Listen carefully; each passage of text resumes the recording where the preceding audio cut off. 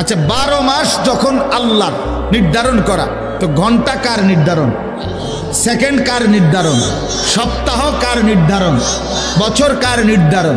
এই বন্ধু আমি এটাই বুঝাইতে চাই, প্রতি ঘন্টা, প্রতি মিনিট, প্রতি সেকেন্ড, প্রতি মুহূর্ত, প্রতি সপ্তাহ, প্রতি দিন, প্রতি মাস, প্রতি বছর আল্লাহর কসম, খোদার কসম, রব্বে কাবার কসম, সেকেন্ড সেকেন্ড, মিনিট মিনিট, প্রতি মুহূর্ত শুধুই কেবল আল্লাহর।